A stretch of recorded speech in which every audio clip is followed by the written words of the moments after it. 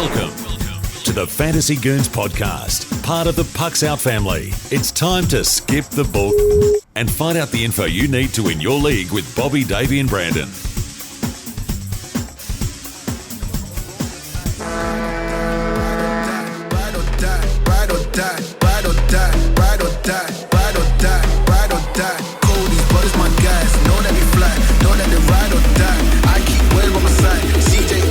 Now I gotta ride or die.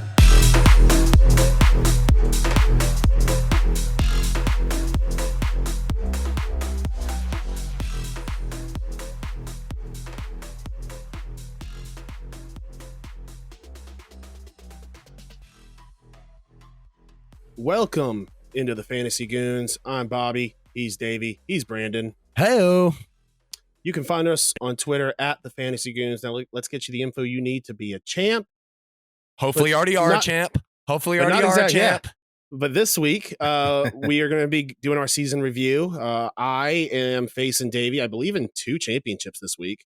And one of them is a third place game for sure. Sorry. It's a third place. One of them game. is a third place game for sure. Sorry. Yeah, I'm in 2 championship games, one, and I'm in a third place as well against Davey. Already smacked him around. 1 championship, 2 third places for me. I got hit pretty hard. You guys got me. Yeah. I smacked you down, bro. I smacked you. It was like 11-2. I think I had 5 shorthanded points, like 3 shutouts. Like there was nothing you could do. Like it was an above average week. Like it was an incredible week. I couldn't battle it. It was. I mean, it was like one of those like everything hit. Like day 2, I had like 3 goalies that had already played. I had 3 wins, like one goal against and like 2 shutout. Like the last 3 days, I didn't even play goalies at all. Like I just sat them. I was like, I am not messing this up. Let Fleury get shellacked for 13 and lose this week. Right. But so let's how are you guys doing this week? Obviously some of us doing better than others. Have any of y'all got a championship yet, or any of your seasons over and year 1? No, it's a long week this week, and it goes all the way to May 1st, which has been killer. I've been trying to like time out my ads and like get guys in. Yeah, they don't even add like available ads. No. Yeah. So I mean, we didn't establish. Normally if we'd established before, I would say, oh, we'll just add 5. But since we didn't, I couldn't be 3 ads in on Wednesday and be like, hey, you wanna add extra in the championship game. So I'm not gonna, the high score league is tough, man. It's tough because you got to like plan a day ahead, and you kind of like Bobby, we've talked about it, and we always forget that we need to do same day. It makes it nearly impossible in high scoring league. Oh, it's tough. Like I'm probably screwed. I'm going to lose. And I think I'm playing. Who am I playing? Am I playing you, Bobby? I think so. You beat me by a good day.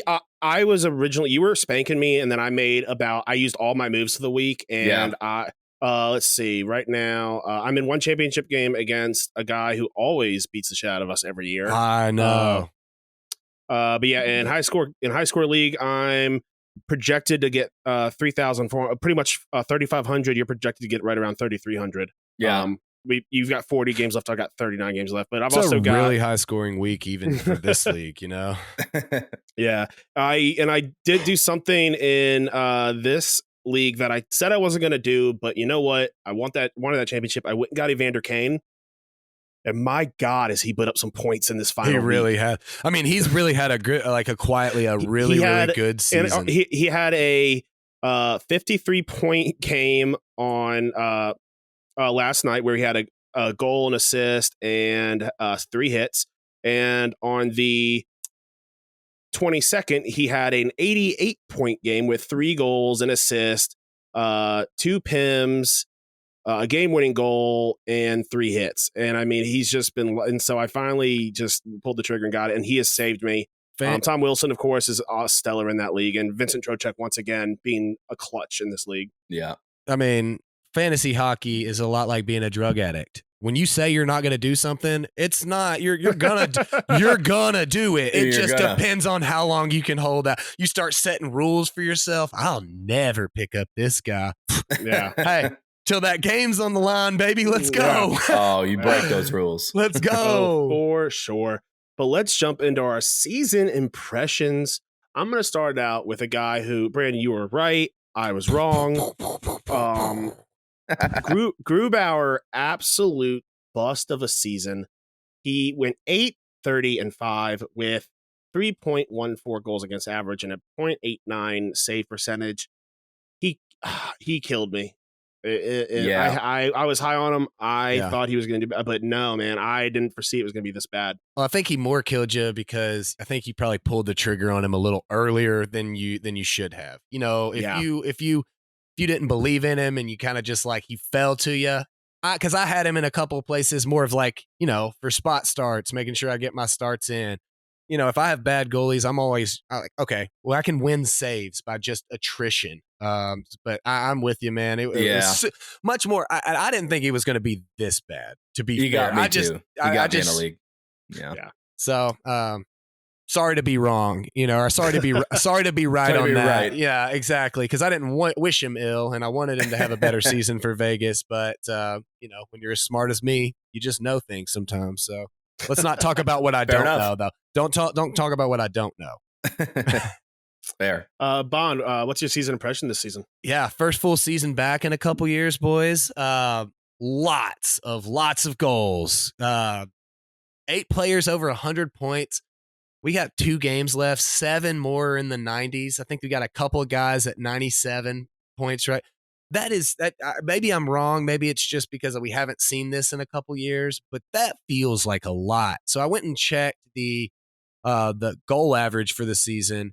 It is, I mean, it's the highest in the 2000s by a good number. 3.14 goals.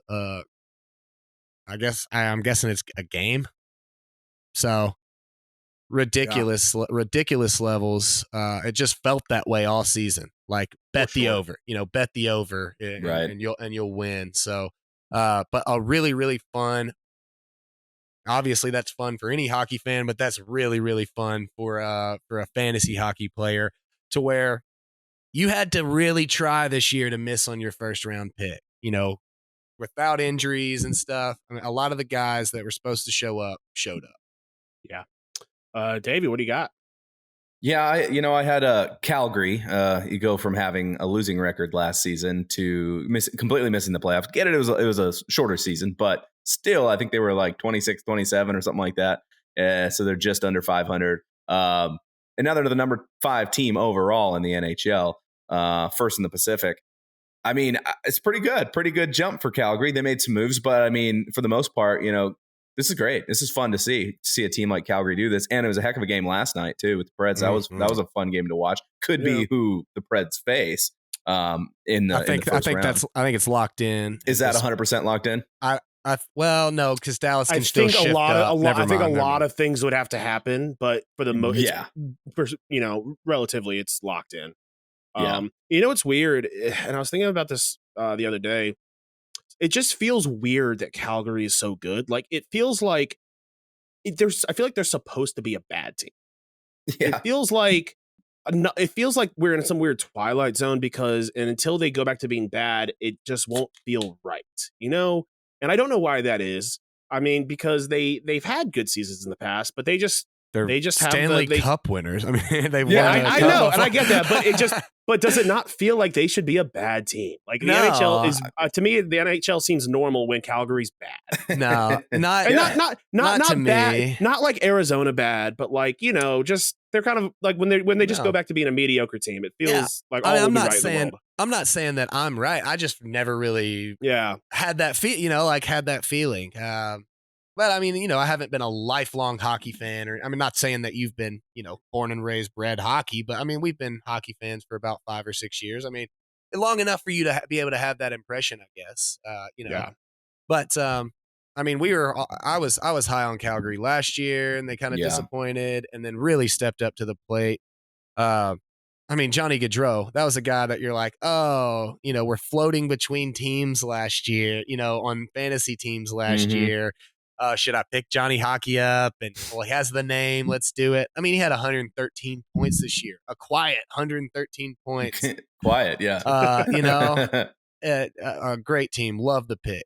Well, I'll mention quick. Vegas, they went from second place last season to 17th overall. and possibly missing a playoff spot. I don't want to jinx Dallas at this point, but it's looking more and more every day. I think Dallas just was 1 point and then it's secured, but that is a wild thing to see. So granted, hit with injuries and that always hurts, but yeah, that's crazy to see.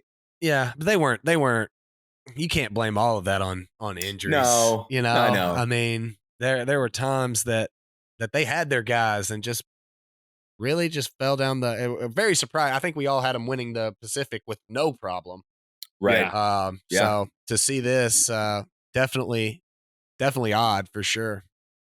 100%. MVPs. I'll start us out. For me, Igor Shesterkin, 36 wins, 2.03 goals against average, 0.936 save percentage. To me, the locked-in Vezina winner this year. I mean, what an absolute playing above his draft value. Just, I mean, if you had him in a Cats league, you are almost certainly winning your goalie Cats in games in weeks where he had, played more than 2 games in a week. Yeah. I mean, it's really hard to argue with that. I'm sure that folks got some insane value out of him. Let me actually see. Yeah, I mean the average his ADP was 56.76. If you got Igor Shesterkin at pick 60, I mean it was hard. Depending on what kind of league you're in, it's hard to mess. It was hard to. That's a great building block there. Love the pick. Mine, Jonathan Huberdeau. I know I've been hype on him. I had him on a team, but a guy that played insane this year. Insane. His average draft position, I believe, was 16.78, and I mean, easy top 4 guy this year, top 5 guy, depending on the league that you're in. I mean, and did it across the board too. So categories, points, everything. 30 goals, 85 assists, 38 power play points, 5 shorthanded points, 222 shots on goal, but then bringing you in a cool 99 hits as well as 28 blocks. Yeah. So just a guy that really helped get me to that championship in that categories league. And when I predicted that Sebastian Aho would be a top 5 player, to be fair, I didn't think that we would have this many other 100-point scorers. So you gotta give that one to me, that this has been an abnormal year for lots of folks. Oh yeah, maybe. Yeah, I'm going with Roman Josi.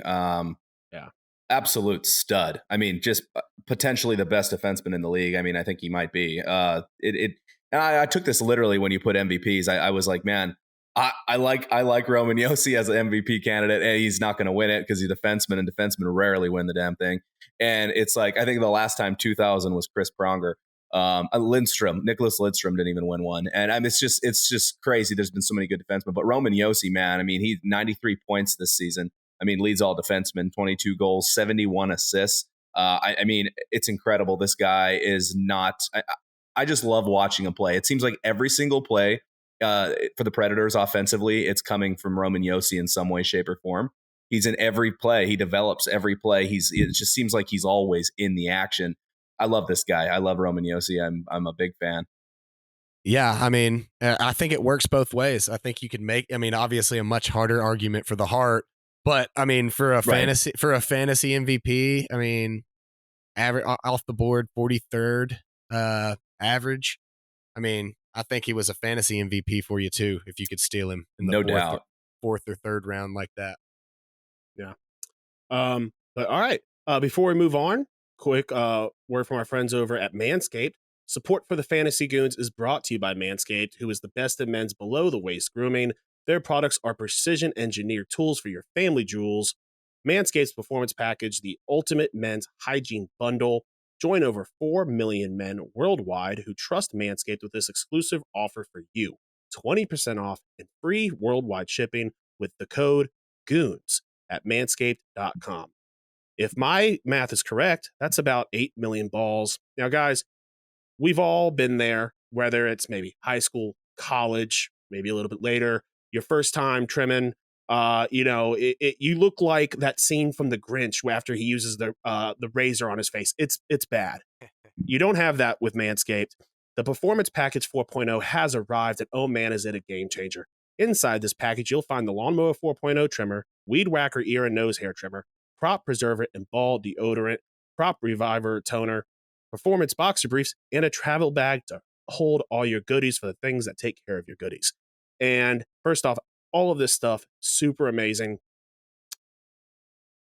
Now, the Lawnmower 4.0, the trimmer, is the future of grooming, and I dare say the greatest ball trimmers ever. I know, I agree so, and so do many professionals. I think 9 out of 10 doctors that I've asked, and well, when I say doctors, I mean me and just now, their 4th generation trimmer features a cutting-edge ceramic blade to reduce grooming accidents thanks to their advanced skin-safe technology.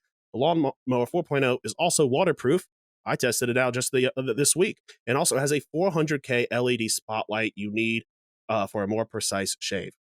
And because this trimmer is waterproof, you can say goodbye to the mess on the bathroom floor. You thought this was good, but want to take your grooming even further to the next level? The Performance Package 4.0 also includes the Weed Whacker nose and hair trimmer. Their Crop Preserver, Ball deodorant, and Crop Reviver ball toner will change the way you approach your hygiene routine. Trust me when I say this, fellas, your balls will thank you. It's time to take care of yourself, so go to manscaped.com and get 20% off plus free shipping with code GOONS. Once again, use code GOONS, GOONS, and get 20% off and free worldwide shipping. Guys, let's talk a little bit about next season. Who we're tailing, who we're fading. For me, leading us off, Matthew Boldy, Minnesota winger. He had a 10-game point streak, and he put up 15 goals and 22 apples in 43 games with a plus 18 rating. This guy is a solid, and he whether he's playing on a line with Kevin Fiala and the other guys up there, or even on his own line, this is a guy who his draft value is going to skyrocket next season. It's a good pick. It's a great pick. I definitely agree with you. I think Minnesota too, like as a team as a whole, were incredible. Boldy fit right in there, and to me, I love Boldy. I'm a guy that's probably going to go try to snag him in some way next year because I like to load up on Minnesota like I did this year. So I love that pick. That's great. And I'm going for basically my winner next year is Tanner Jeannot, picking a rookie. Sophomore seasons are difficult sometimes. I don't think we're going to have a sophomore slump out of Tanner Jeannot next year. 24-year-old in his rookie campaign had 24 goals, 17 assists.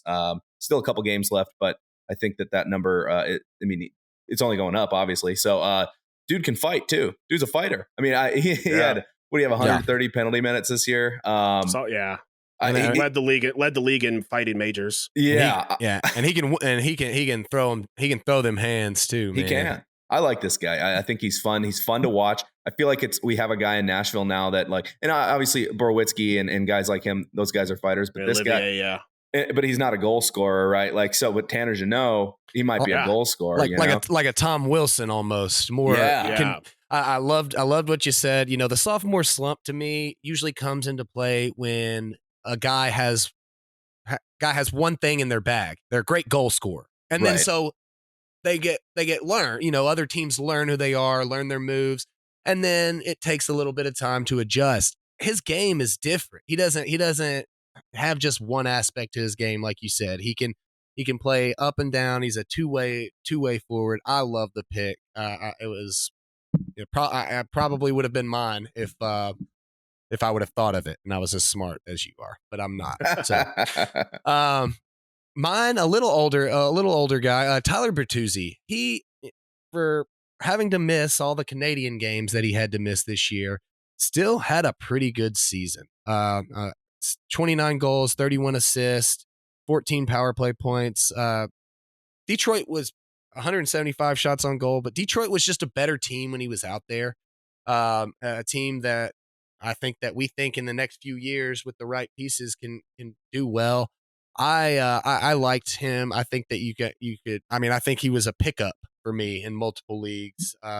So basically stole him. I think that people are going to be a little bit more on him next year, especially if Canada gets rid of like COVID vaccine requirements and stuff, and he can actually play all the games instead of like 60 of them. So, Yep. Now, Brandon, who are you fading next season? Yeah, and this is, my Sebastian Aho pick, our breakout players. My Sebastian Aho pick wasn't exactly where I thought it was going to be, but he had a great season. Alex DeBrincat, phenomenal season, right about where I thought he was going to be. That's all we did, right? We only did 2 picks. But if I were to have done a third pick earlier this season, I probably would have picked Matt Barzal. And I've said this to myself for the last 3 years. And after every season, I say, never again. And then next season, I'm like, no, this is the year. But I'm serious this time. Matt Barzal was extremely disappointing. He didn't have, all in all, like a horrendous season, but I probably reached for him a little bit, a couple of places. So if I guess if I can get him at the right spot, a pickup or something, I'll take him. But I think we've given him his chances. He just doesn't seem like he's going to develop into that guy that we thought he was going to be. So that's my fade. Davey? Yeah, I'm going with Jesperi Kotkaniemi.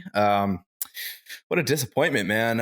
One of the top prospects in the Montreal system. I was the 3rd pick in the first round of the 2018 NHL draft.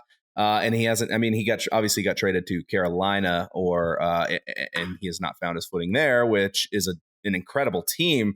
Like, you think he would have slotted in right there and just been a top forward somewhere. Granted, they've got a lot of good players. So that's what I was going to ask. So he's not getting the opportunities that he probably wishes he could have, but still, I hate it because he was hyped up. He was supposed to be this star. He's supposed to be Sidney Crosby. Like, I heard that come out of someone's mouth one time. I have not seen anything out of the guy. And so to me, I'm just like, does he I'm get so a lot of concussions? If he gets a lot of concussions, then I'm seeing it a little bit more. Right.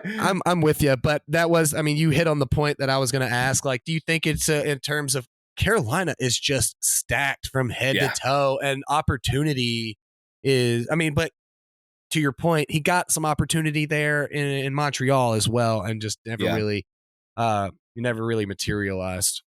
Yeah, he disappointed me because I had him on my roster at some point. You're right in the beginning of the year, and it's like, Right. Okay, I'm going to get a great season out of him, especially with Carolina. I'm like, this is a steal right here. No, just a complete dud. So, yeah, disappointing. Yeah. So to round it out, this is a guy who we've made jokes. We use quotations when we say Vezina winner, but he's historically been an amazing goaltender. But Marc-Andre Fleury has shown interest in doing one more year if he doesn't retire, and this is the people are going to draft him and pick him up for name value.